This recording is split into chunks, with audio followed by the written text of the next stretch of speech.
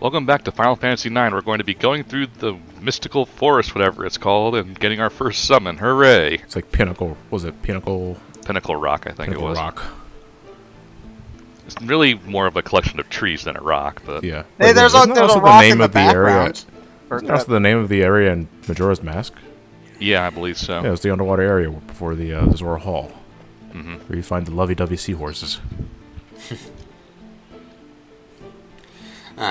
This is my house, get out. So, what do we have to do here in order to get Ramu? We have to get this. We have to find the pieces. We have to find them in hidden spots and get the pieces of the story. Oh, okay. So if he wanted to Then we tell have us to, like, combine the story, I think. So if he wanted to tell us the story, why didn't he just tell us the story? Because Garnet's been lacking in cardio recently. Just to get a move on. Testing the heroes is sort of Ramu's thing. Like, he even does it in Final Fantasy XIV, in which he's a complete jerk. But he's a wise jerk, so he tests you instead of just trying to kill you. Like it or not, you gotta do as he says. Oh, worthy heroes, if you wish to prove yourself worthy, pass my tests. Oh, unfortunately... Okay, yes, so what is the capital of Portugal? I thought we were gonna, like, do strength training or something. No, dude, you should have been paying attention in school. Well, fortunately, because of Final Fantasy XIV's straightforward game design, his test in that game is actually combat, so, yeah. I want you to hit me as hard as you can. I mean, Final Fantasy XIV does puzzles, but it's got a player base that tends to rush through things, so when there is a puzzle in one of the dungeons, you tend not to notice until someone's already solved it. And then you go back on your own to complete the map, and you can't figure it out, because they didn't tell you the solution when they solved it. The jerks. Well, really... Once upon a time, there was a lonely little girl who needed some friends, and she found some friends, and that's all she wrote. Goodbye. This is the worst story I've ever heard. Once upon a time, there was an ugly barnacle. He was so ugly that everyone died. The end. That doesn't make me feel better at all. Now... Was that the autobiography of Clara? You might recognize the Zagnol from earlier in the game. Now just a random encounter. Yep. Yay! Now yay, you know we leveling made your it in the characters. world. Yep. Don't you just love it when RPGs do this and make you feel so powerful and shit? It can still Yeah, I survive do. multiple blows, though. Whoa. It better happen to Squid Baron in the 4th game. Survived all 3. Crud. Thing's got a lot of HP for its level. This was just straight up a boss in an earlier Yeah, one. it in the Monster Hunter part, yeah. Yeah. Oh yeah, you're right. I forgot about that. Yeah, the Zagnol is one I remember the name of specifically because I'm always using this goddamn card early game. Sometimes it can be outright terrifying, depending on whether or not you've played previous Final Fantasies, because when I was playing the 15 demo, and I saw all those gorillas, the elephant monsters, I forgot the actual names for a second, I know it started with a G, but that was a boss in Final Fantasy V. A particularly hard-hitting boss in Final Fantasy V, and I'm seeing like 7 of them roaming around the field. Yeah. Ah, man. Well, we'll get to Final Fantasy 15 eventually, but I love the way the monsters in that game wander around the field. They actually seem like they belong there for a change. Like, not even Final Fantasy 13 did that, where the monsters actually seemed like they were doing something other than getting in your way. Yeah, and I did like how you actively had to attack them to initiate a battle, because the game classifies them as docile. Which makes you feel like a jerk. All monsters, or just most of them? Because most of them, because there are some there's some bestial, like 4-legged creatures that will actively attack you. Yeah. Yeah, because in most games like this, I'm thinking Xenoblade's the first one that comes to mind. There are usually a mix of monsters that'll just kind of sit around minding their own business, and then there are monsters that are, hey, look, there's that Shulk guy. He's really feeling it. What an asshole. Let's go beat him up. And then So and they're usually level 90 and you're level 15. actually, if I remember correctly, I haven't played Xenoblade in about like 4 years. But apparently, like there were some of the hardest monsters in the first area. Just kind of they were like brontosauruses or something, and they just and most of the time they just kind of left you alone. It's normally like monsters that are only like 5 levels above your level that are complete dicks. So yeah. Now this puzzle, does it actually matter what order you put them in? Nope. I believe our friend Blaze Henry, when I last talked to him, was at this part, and he was messing around and did completely the wrong order and still got it anyway. Garnet, were you paying attention? Yes, I was. Okay, then tell me the order of the story. 5, 7, And 8, they all lived 0, 2. happily That ever was a lucky after. guess. Once upon a time. In a galaxy far, far away. Why did you choose that for your ending?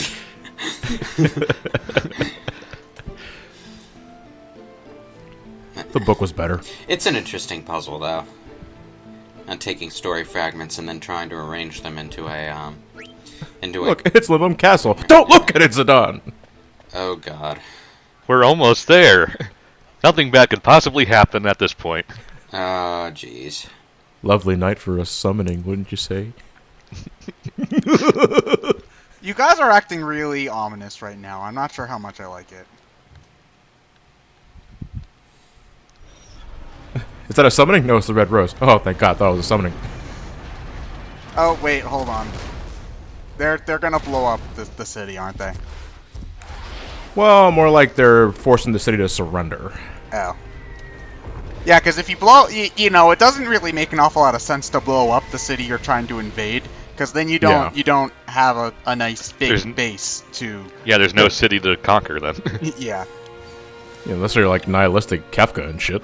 Then you don't care. Oh no, if you're if you're actually it's the difference between people who the villain who kills because they're an asshole and the villain who kills for power who is also an asshole, but the people who just want everything to die don't care, but the people who actually want to gain like strategic or political power have no reason to destroy the city more than they need to, because then they don't have a city to rule. Yeah, So. actually, in Final Fantasy XIV, the original Final Fantasy XIV, I mean, there was an ideological struggle within the Garlean Empire between the general who wanted to bring the moon down and the general who didn't. Because the general who didn't, in his weird, twisted way, wanted to protect the people of Eorzea from their false gods, rather than, just killing them so they could take the land for the Empire. That was an interesting little subplot. The Black Mages at this point seem to be doing a fine enough job, but the Queen still insists on summoning a creature just to really rub it in. Oh, did somebody just summon something out of Lovecraft here, or This is Atomos. Atomos, yeah, and this is one hell of a summon. It's the gravity summon. So, it's basically a superpowered demi-spell.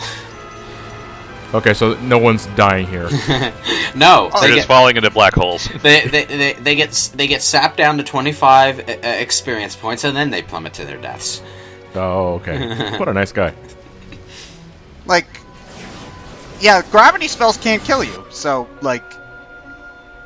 Yeah, but the 500-foot drop will.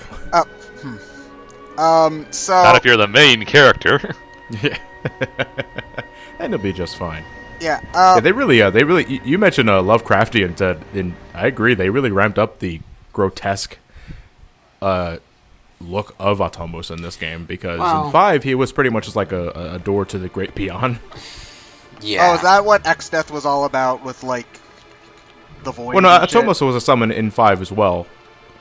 But that's pretty much where he stood. But in 9, the same thing. But they 3D game, they really want to ramp up the detail. Yep. Well, it's more just that they were able to pull off all the detail. Because, as I understand it, the monster sprites in classic Final Fantasy did stick with their Yoshitaka Amano designs where possible. That's why the Magitech armor in Final Fantasy VI looks so much cooler when the enemy is using it. Well, sometimes it was Amano. More in the older Final Fantasy games, I think 1 through 4. And I'm thinking starting with 5 or 6, it was actually Tetsuya Nomura who was the monster designer. That would make sense, since as more sequels were made and the games got bigger budgets, they could hire more art staff. More or less. The I mentioned the Magitech armor specifically because that actually, I'm pretty sure, did keep its Yoshitaka Amano design in its monster sprite. It's actually kind of weird. Amano is probably one of the most famous Final Fantasy artists, but very little of his stuff, as far as I'm aware, actually makes it into the final game. Like, the characters almost always look nothing like their Amano. I would say starting with 7. Starting with 7? Okay. Yeah. Well, 7, the character design was Tetsuya Nomura. It was just a lot more low-key back then than he is these days. Belts! Thank God. Belts! Zippers! You need more! Yeah, you get some people character design instead. It's like, hey, Nomura designed this. Nomura? No, you're bullshitting. Where are the belts?